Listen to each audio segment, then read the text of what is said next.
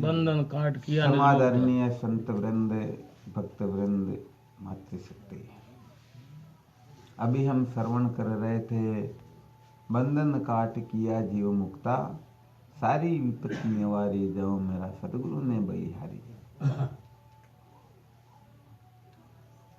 वास्तव में विचार करके देखा जाए तो ये मानव देह ही एक ऐसी देह है जिस योनि में ही समस्त बंधनों से मुक्ति प्राप्त की जा सकती है। बाकी की जितनी भी योनियां हैं 83,99,999, ये सारी की सारी योनियां पराधीन हैं, अर्थात हर प्रकार से वो बंधन में ही है। बंधन से मुक्ति प्राप्त करना उनके सामर्थ्य से बाहर है। अर्थात बंधन से मुक्त होने के लिए जो जो साधन सामग्री चाहिए, जिस प्रकार से सूजी, घी, शक्कर ये तीनों चीज हो तो हलवा बना सकते हैं, और तीन में से एक भी नहीं हो तो हलवा नहीं बना सकते हैं।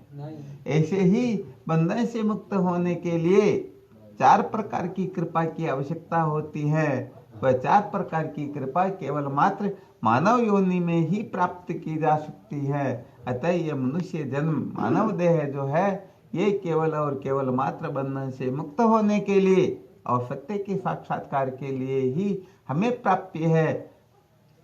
केवल मात्र बात इतनी सी होती है कि हम इस रहस्य को नहीं समझते हैं, और केवल मात्र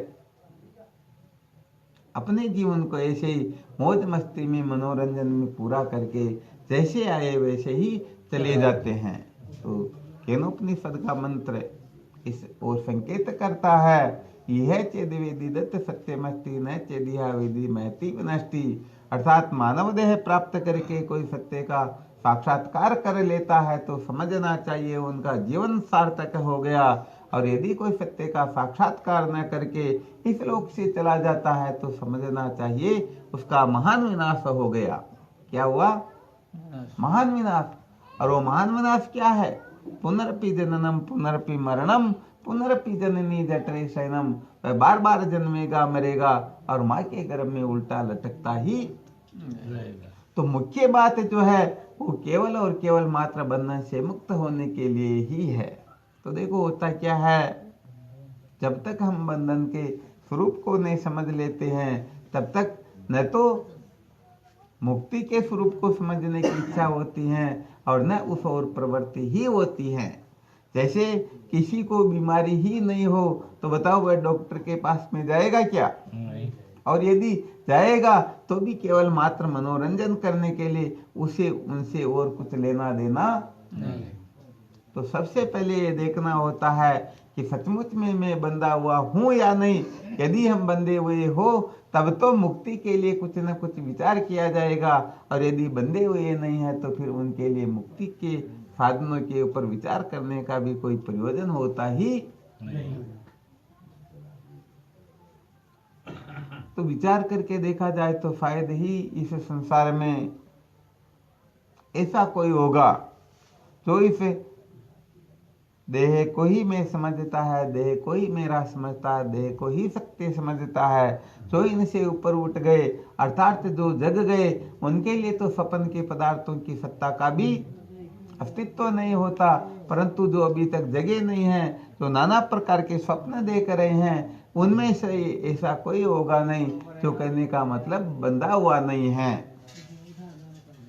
बंधन से तात्पर्य होता है इस प्रकार से सचमुच में रस्सी में सर्प होता ही, रस्सी में सर्प होता है क्या? नहीं। वो तो केवल मात्र अंधकार के कारण, रस्सी को ठीक ठीक न जानने के कारण सर्प की भ्रांति मात्र होती है। सचमुच में वहां पर सर्प होता नहीं है। और यदि सचमुच में सर्प होता हो तो कहने का मतलब उस सर्प में जो विष है वह विष उस रस्सी में हो जाना चाहिए, अर्थात रस्सी जहरीली हो जानी चाहिए, अथवा उस रस्सी में डंक मारने का सामर्थ्य आ जाना चाहिए। परंतु वास्तव में ऐसा होता नहीं। तो सचमुच में वहां पर सर्प है नहीं, परंतु सर्प के न होते हुए भी सर्प की सत्ता को स्वीकार करके फिर स्वयं ही रोना, दुखी होना, डरना, कंपायमान आदि होना, ऐसे इसी को बंधन कहते हैं। अर्थात अज्ञान से जो वास्तव में है ही नहीं उसको है समझ लेना, और जो है उसको नहीं समझ लेना, इसको कहते हैं बंधन। ये थोड़ा कहने का मतलब बंधन का स्वरूप समझ लेते हैं। बंधन का स्वरूप हम समझ लेंगे तो कहने का मतलब मुक्ति की ओर हमारी निश्चित रूप से प्रवृत्ति हो जाएगी। तो बंधन का मतलब हुआ कहीं ना कहीं पर बंध जाना। अब चाहे शब्द में, चाहे स्पर्श में, चाहे रूप में, चाहे रस में, चाहे गंध में, ये सारे के सारे अज्ञान के कार्य है। सचमुच में तो बंधन केवल मात्र अज्ञान का होता है। अज्ञान से ही जीव बंधता है और ज्ञान से मुक्त हो जाता है।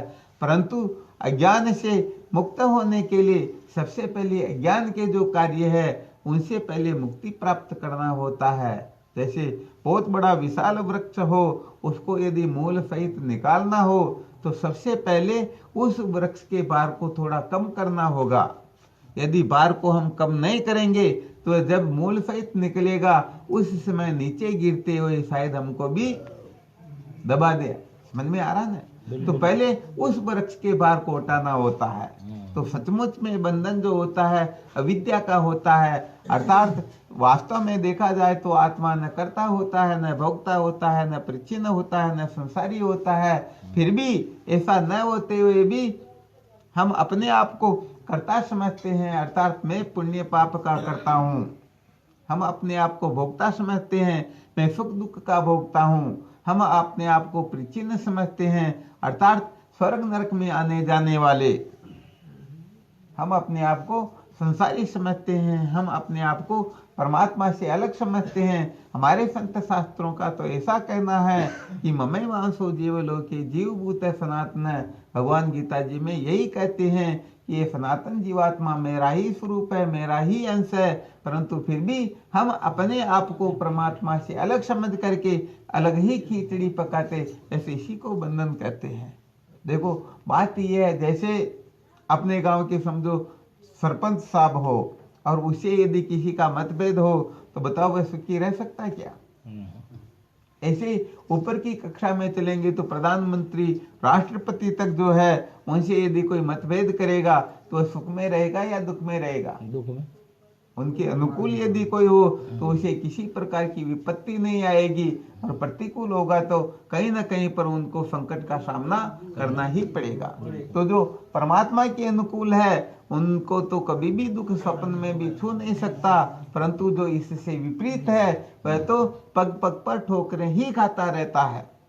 अर्थात तो किसी न किसी प्रकार से कहीं पर अटका रहता है, बंधा रहता है, और वहां पर कभी वह हंसता है, कभी वह रोता है, और कभी पागलों की तरह वह व्यवहार करता है। सचमुच में वह सत्य के साक्षात्कार से बहुत दूर ही। तो बस मुख्य बात यह है कि अच्छी तरह से देख लेना चाहिए हमारा जो मन है ये किस वस्तु को महत्व दे रहा है। यदि परमात्मा के सिवाय किसी वस्तु को महत्व दे रहा है तो समझो ये मन बंधा हुआ है, और परमात्मा को महत्व दे रहा है तो परमात्मा को महत्व देने के पश्चात, परमात्मा को ठीक ठीक जान लेने के पश्चात तो संसार नाम की कोई वस्तु शेष रहती ही नहीं। जैसे रस्सी को जान लेने के बाद में न कोई सर्प रहता, न कोई माला रहती, न कोई दरार रहती, वास्तव में कुछ वस्तु शेष रहती ही नहीं। तो होता क्या है कि ये बंधन जो है ये अनादिकाल का किया हुआ बंधन, ये जीव अपने हिसाब से, अपने स्तर से, अपनी अक्ल मुशियारी से कोशिश करके ये चाहे मैं इससे मुक्त हो जाऊं तो वास्तव में ये कभी भी इससे मुक्त हो नहीं सकता। हाँ, ये कहने का मतलब अधिक से अधिक उलझ तो सकता है, परंतु मुक्त होने के लिए केवल और केवल मात्र श्रुति माता का कथन है, तद विज्ञानार्थम स गुरु मेवा भी गच्छेत स्मित पाणी श्रोत्रिय ब्रह्मनिष्ठम। अर्थात जन्म मरण के बंधन से मुक्त होने के लिए, तत्व ज्ञान के लिए श्रोत्रिय ब्रह्मनिष्ठ गुरुदेव की शरण में ही जाना चाहिए। क्या करना चाहिए? श्रोत्रिय ब्रह्मनिष्ठ गुरुदेव की शरण में, क्योंकि कहा गया है जी जानत सो देव जनाई, जानत तुम्हें तुम ही हो जाई। जो उस सत्य को जानता है वही दूसरे को जन्मा सकता है, और जो नहीं जानता है वह दूसरे को जन्मा नहीं सकता है। जैसे जलता हुआ दीपक ही दूसरे दीपक को प्रज्वलित कर सकता है, परंतु बुझा हुआ दीपक एक बुझा हुआ दीपक दूसरे दीपक को जला नहीं सकता है। जैसे अंधा व्यक्ति यदि अंधे व्यक्ति के पीछे चले तो उसे पग पग पर ठोकरें ही खानी पड़ती हैं, अंधे से वह अंध लगने से भी नहीं पाता है पदे पदे। तो भाई बात यह है कि हम जिन जिन वस्तुओं को महत्व दे करके उनके पीछे पागल हो रहे हैं, सचमुच में वो सारी की सारी वस्तुएं बंधन स्वरूप है, और जो वस्तुएं स्वयं बंधन स्वरूप होती हैं वह दूसरे को मुक्त करने में समर्थ नहीं होती है। मुक्ति का अर्थ होता है सदा सदा के लिए दुखों की निवृत्ति और परमानंद की प्राप्ति। वैसे देखा जाए तो इस संसार में ऐसा कोई जीव है ही नहीं, मनुष्य की ही बात नहीं, बल्कि 84 लाख योनि के प्रत्येक जीव जो है, भले ही वो कहना नहीं जानते हो, परंतु उनका व्यवहार, उनकी चेष्टाएं, उनकी क्षण क्षण की जो प्रवृत्तियां वह यही सिद्ध करती हैं कि ये दुखों से छूटना चाहते हैं और सुखी होना चाहते हैं। दुखों से छूटने का नाम और परम सुख की प्राप्ति का नाम ही मुक्ति होता है। ऐसी नहीं कि मुक्ति कहीं पर काशी में जाकर के या कहीं किसी विशेष धाम में जाकर के हम प्राणों का त्याग कर दे तो मुक्ति हो जाएगी, ऐसी बात नहीं होती है। मुक्ति का अर्थ होता है बंधन से छुटकारा प्राप्त करना, और बंधन से छुटकारा वही प्राप्त कर सकते हैं जो सचमुच में बंधन से छुटकारा चाहते हैं। तो कुल मिलाकर के परमात्मा से भिन्न किसी भी वस्तु को महत्व दे करके, उनकी सत्ता स्वीकार करके, उनका अस्तित्व स्वीकार करके उनके पीछे फिर पागल हो जाना, मैं इनके बिना नहीं रह सकता हूं, यही सत्य है, इसको प्राप्त करना ही मनुष्य जीवन का उद्देश्य है। तो इस प्रकार से ये जीव इस देह को आत्मा समझता है, आत्मा को अनात्मा समझता है। इस प्रकार से चिंदड़ ग्रंथि के अंतर्गत उलझ करके क्या होता है, ये जन्म मृत्यु की श्रृंखला में भटकता ही रहता है। वैसे देखा जाए तो जड़ और चेतन की ग्रंथि झूठी है, कभी लगी ही नहीं। जड़ चेतन में कभी गांठ लग सकती ही नहीं। जैसे सपने का जो जल है वो जागृत की प्यास को बुझा नहीं सकता, और जागृत का जल सपने की प्यास को बुझा नहीं सकता। इसी प्रकार से जड़ जो है ये प्रतिभाषिक सत्ता का होता है, और चेतन जो ये परमार्थ सत्ता का होता है। इनकी सत्ता अलग अलग होने के कारण वास्तव में इनमें कभी गांठ लगती ही नहीं। ये गांठ लगने की भ्रांति मात्र होती है, भ्रम हो जाता है, और इस भ्रम के वशीभूत होकर के ही ये सारा जीव संसार अरण्य में भटकता रहता है।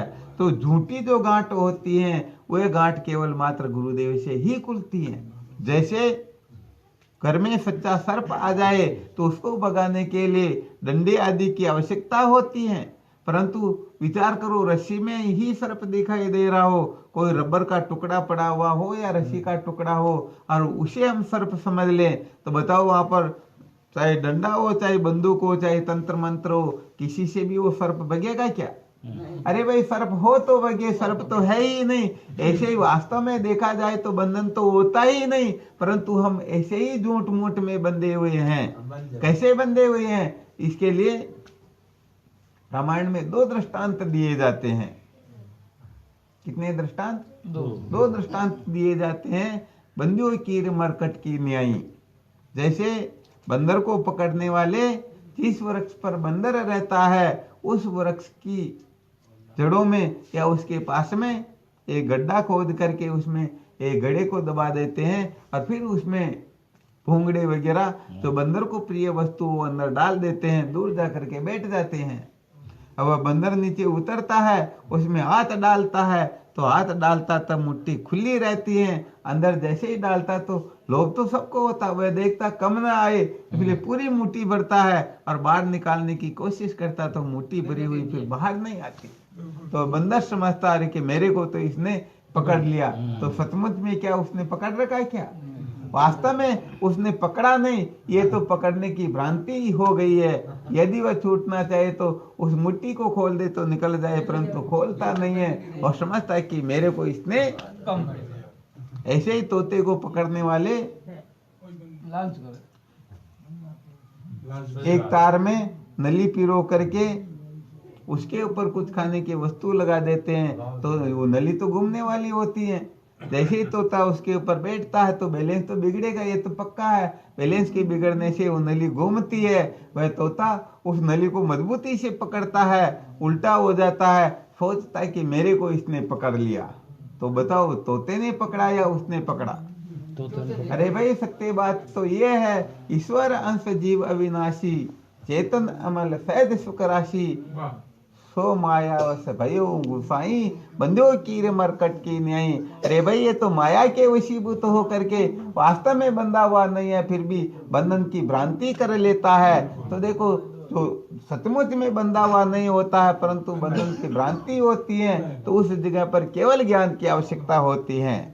तो सच्चे सर्प को भगाने के लिए कर्म की आवश्यकता होती है, झूठे सर्प को भगाने के लिए केवल ज्ञान की आवश्यकता होती है, प्रकाश की आवश्यकता होती है।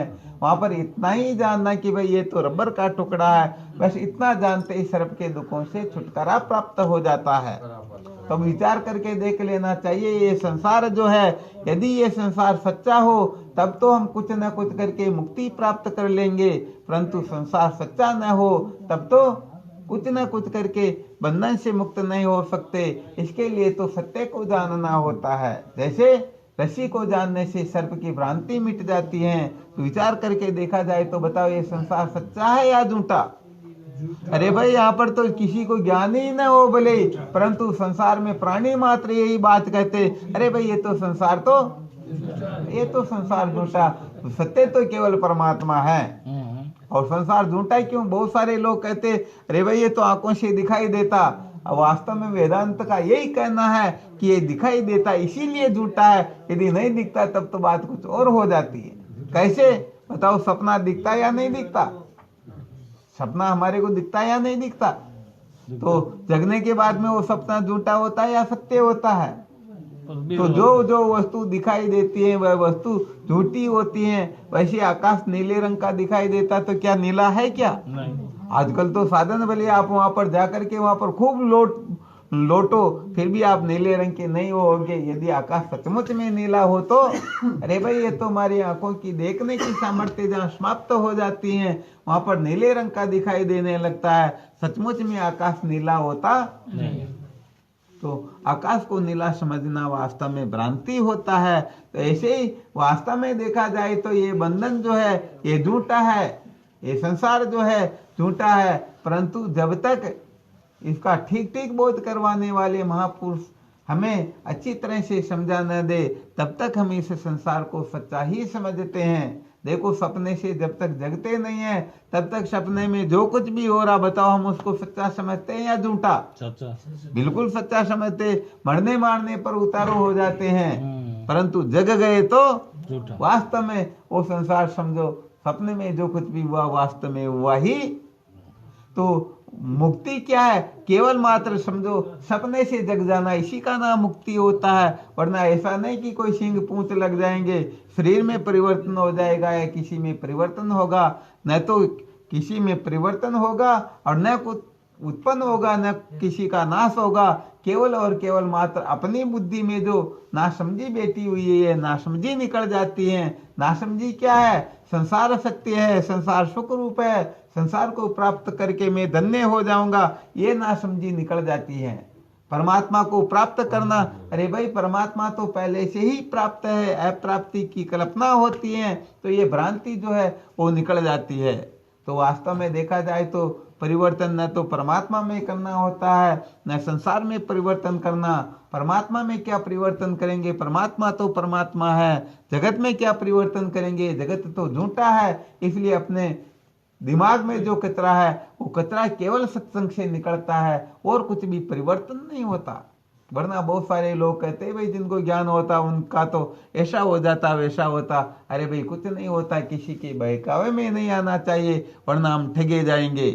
जैसे अज्ञानी खाता पीता चलता फिरता सोता जगता, वैसे ही ज्ञानी भी खाते पीते, वो भी कहने का उनको भी भूख लगती प्यास लगती, उनको भी नींद आती है। सारी की सारी क्रियाएं चेष्टाएं जब तक शरीर रहेगा, अंतःकरण रहेगा, मन बुद्धि रहेगी तब तक सारी की सारी प्रक्रियाएं होगी। बिल्कुल उनको भी सुख दुख आदि का अनुभव होगा। हाँ बात इतनी सी जरूर है सुख और दुख का अनुभव तो होता है, परंतु ये फल वृत्ति जो है मैं दुखी हूँ, ये ज्ञानी के हृदय में उदय नहीं होती। दुख तो सबको समान होगा। समझो किसी के थप्पड़ रखी जा रही हैं, तो ज्ञानी हो चाहे अज्ञानी हो, पीड़ा का अनुभव तो दोनों को होगा, परंतु ज्ञानी के हृदय में मैं दुखी हूं इस प्रकार की फलवृत्ति उदय नहीं होती, और अज्ञानी मैं दुखी हूं ऐसा सोच करके वह रोता रहता है। तो ये तो सर होगा, थप्पड़ पड़ गई तो भी रोएगा तो नहीं। हाँ, पता तो चलेगा ना भाई कि मेरे जो शरीर के लगी है, मन को इसके सुख और दुख का अनुभव होगा, परंतु मैं दुखी हूं इस प्रकार की वृत्ति उदय नहीं होगी। और मैं दुखी हूं ये वृत्ति ही कहने का मतलब हमें रुलाती है, ये वृत्ति ही बंधन है, और इस वृत्ति से छुटकारा ही मुक्ति होता है। तो जैसे स्वप्न से जग जाने के पश्चात स्वप्न के पदार्थों का अस्तित्व सत्व महत्व नहीं रहता है, वैसे ही जब बुद्धि तूर्य तत्व में प्रतिष्ठित होती है तो सारा का सारा जगत आभास मात्र प्रतीत होता है। तो तूर्य तत्व में बुद्धि प्रतिष्ठित हो, इसके लिए गुरुदेव की कृपा की आवश्यकता होती। इसीलिए कहा गया है बंधन काट किया जीव मुक्ता, अर्थात जिन्होंने कृपा करके मुझे बंधन से मुक्त कर दिया। मुक्त क्या किया? केवल जगा दिया। जगते ही हमको पता लग गया, अरे मैं तो ऐसे ही समझ रहा कि मेरे को किसी ने बांध रखा, वास्तव में किसी ने बांधा नहीं, ये तो बंधने की भ्रांति मात्र होती है। तो चाहे हम करोड़ों करोड़ों उपाय क्यों न कर ले, देखो वैसे देखा जाए तो इस संसार में प्राणी मात्र दुखों से छूटने के लिए कुछ न कुछ कर रहे हैं, सुखी होने के लिए भी कुछ न कुछ कर रहे हैं, परंतु सचमुच में ज्ञान के बिना दुखों का अंत नहीं होता। इसको अच्छी तरह से समझ लेना चाहिए।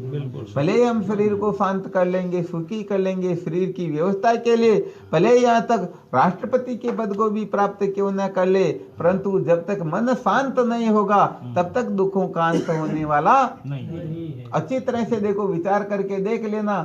जब हमको गाड़ी नींद आती है उस समय बताओ मन रहता क्या? अरे नींद में तो मन रहता ही नहीं। और यदि रहता हो तो कोई आकर के कहे, आवाज लगाए, या समझो कोई चोर आ गए चोरी करके फिर ले जा रहे सामान, तो उनको मना करना चाहिए था, नहीं करते। इसका मतलब वहां पर मन रहता ही नहीं। तो जब जब मन नहीं रहता है तब तक बताओ कितना गजब का आनंद रहता।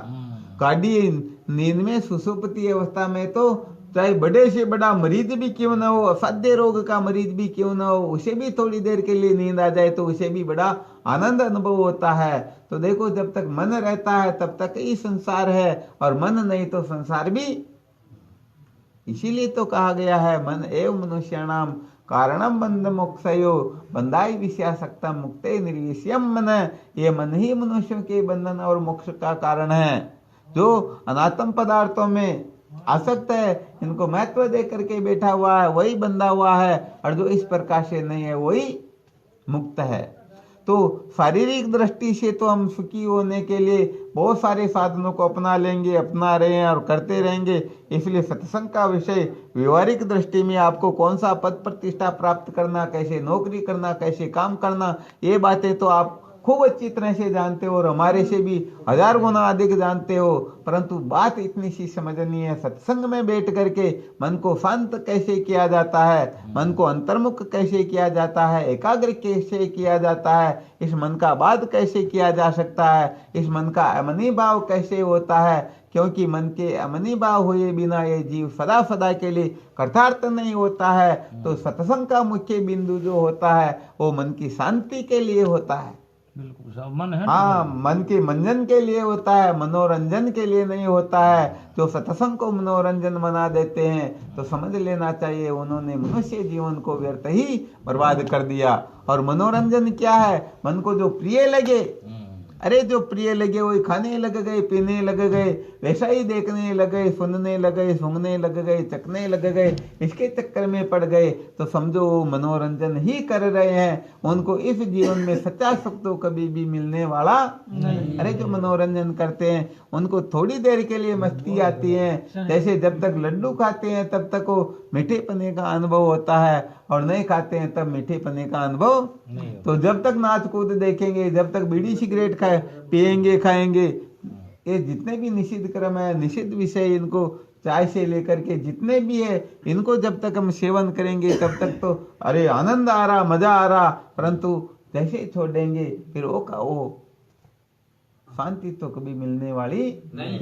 वरना विचार करके देख लो, मन कहता है कि बस मैं तो 5 बीड़ी एक साथ पी लूं, पी करके 5 क्या 25 पी करके देखो, घंटे आधे घंटे बाद में फिर कह देगा भाई और चाहिए मेरे को।